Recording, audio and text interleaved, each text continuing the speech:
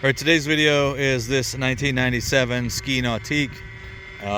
We are going to be changing the fuel filter and oil on it.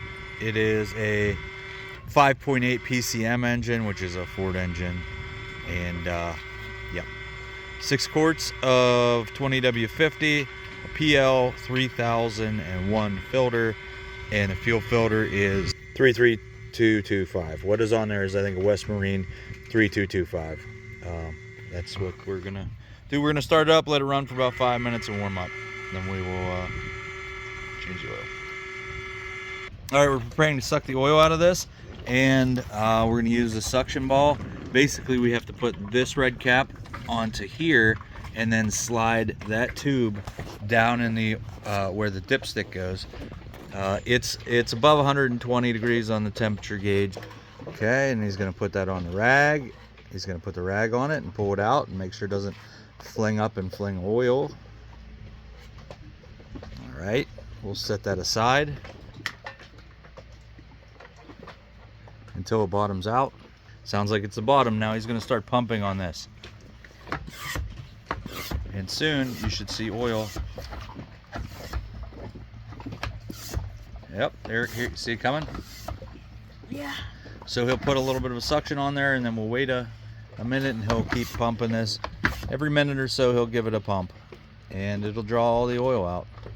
We are going to change this fuel filter. It is loosened up. Winding this off. I don't want to dump a whole lot of fuel in the bottom of the boat, hopefully. Okay. I'm going to take this out and put it in this canister right here, but we are going to dump this out here shortly to see how much water, if any, was in there, because this is a fuel water separator. All right, that's on there.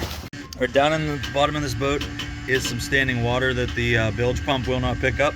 We're going to lift it out of the water with this lift, and then I'm going to pull that T-handle under there, drain the rest of that so I could stuff some rags under here so we could change that oil filter.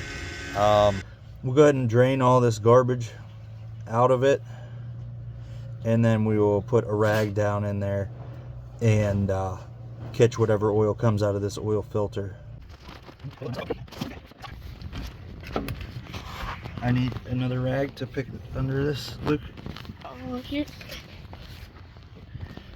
You ready to... Okay, go ahead and put that phone down and hop out.